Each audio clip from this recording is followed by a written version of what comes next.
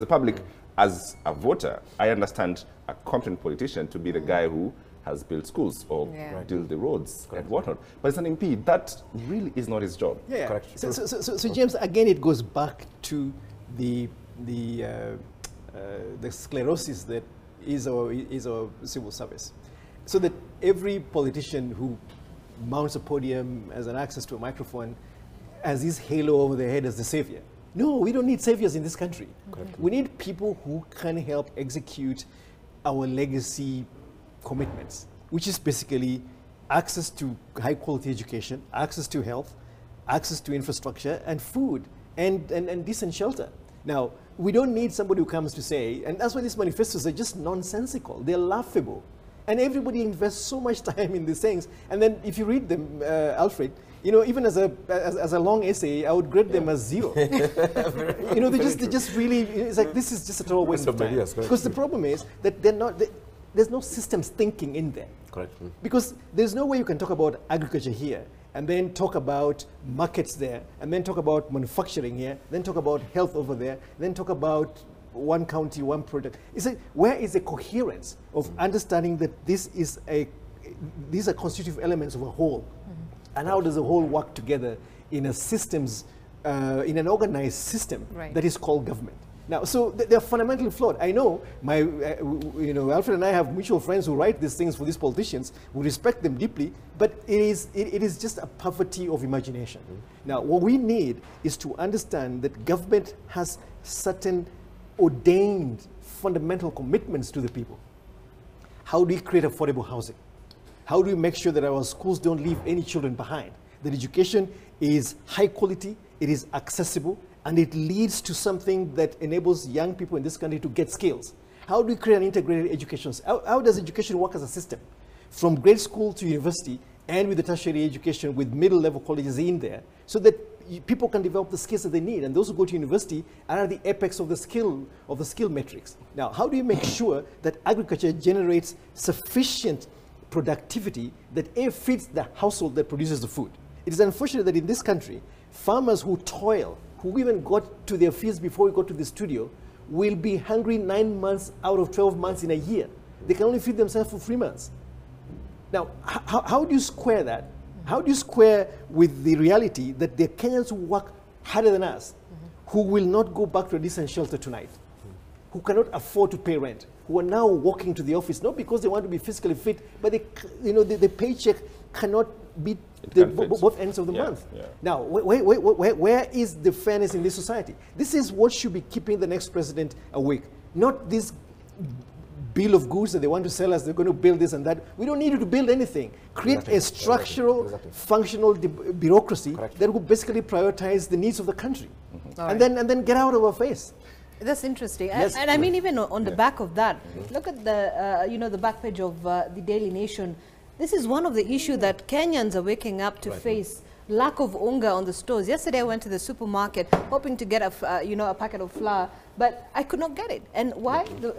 Apparently the subsidy has locked out a couple of small millers in the country. Now Kenyans are having to deal with this issue.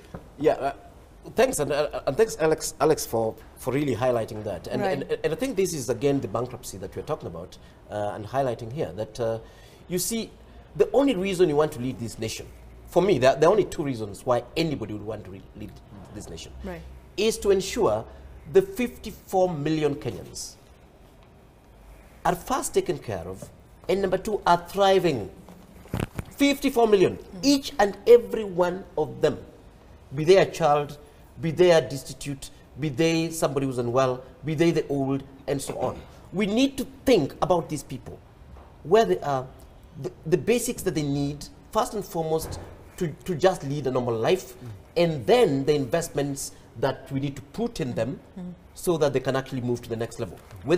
And that's what health policy should be dealing with. That is what food security should be dealing with, and so on and so forth. The second one is economy. Why? Because we live inside something we call a political economy. Without the country generating resources and people generating resources, then in fact that initial vision, that initial ambition of ensuring that every single Kenyan is taken care of, then becomes very difficult. And that's what we should actually be asking. How do we grow an economy in a way that all these people end up, actually end up being protected? And as Alex has put it so eloquently, in fact, I would liken it to my family. You can imagine, I'm in the family, I'm the father, and all that I do is to buy things for my children. I buy a uniform, I buy a toy, I buy food. No, I don't exist as the head of that family to buy things for my children. I exist as a head of that family to ensure first and foremost that the basics are met, but more importantly, that every single member of this family becomes the best they can be. And those are not things I buy. They're longer term decisions I'm making. Which school will these children go to? Where will they go to church? Who are their friends? What do they do over the weekend? What is the health things? So it's a holistic thing. And all these things that I buy are just a small contribution towards that. And hence the bankruptcy of our politics. That you're coming in, you're not even asking, who are these people in the constituency? Who are these people in a county? If you ask Nairobi County, how many jobs did Nairobi County create in the last 5 years? They have no idea. If you ask Nairobi, what is the poverty levels in your county? They have no idea. If you ask Nairobi, the people of Nairobi, what aspects of economy are they taking part in, and how can we, ensure they move to the next level? They have no idea. Why? Because they want to fix roads. In fact, they want to do Sonko rescue.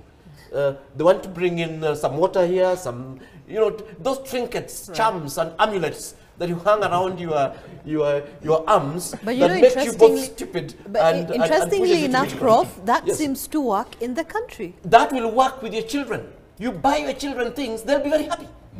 But is that all they need? What you're saying is that you must still buy those things, but you must still look at the transformative agenda. The transformative agenda, by the way, your children may not even understand. Your children may not understand why you prefer this system of education as opposed to the other. Your children may not actually understand why they go to church every day or to the mosque and so on and so forth. That's the transformative agenda that must also happen. But yes, your children must still be bought things. Yes, we still need the schools, we still need the roads and so on. So it's not either or. All we are saying is that governance and leadership is beyond simply doing things. In fact, incidentally, political space is the most unreliable space for delivering those things. I work in housing, for example. We know no government on earth has ever been able to provide houses.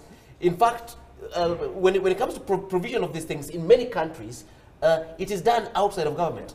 Be they health, be they politics, be they schools, be they housing, and so on and so forth. So yes, government provides those things, but incidentally, they're not the best. In fact, the CDF, let me use CDF as an example. The CDF schools are some of the worst built schools all over the country. They're the most, in terms of quality, they're also the worst in terms of value for money. You find that what private sector builds, for 10 million, CDF builds for 40 million.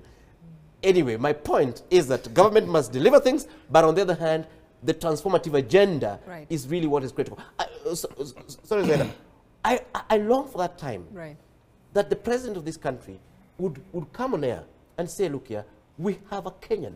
We've gotten information about a Kenyan who's undergoing some difficulty in Qatar or Saudi Arabia, or having problems in South Africa, or this, the country must bring this Kenyan back, where a single Kenyan matters. Each and every Kenyan of the 54 million. These guys don't even think about 10% of us, leave alone each and every single one of the 54 million. And to me, that's where the transformative agenda will start. And it's not going to start with this bravado and doing things.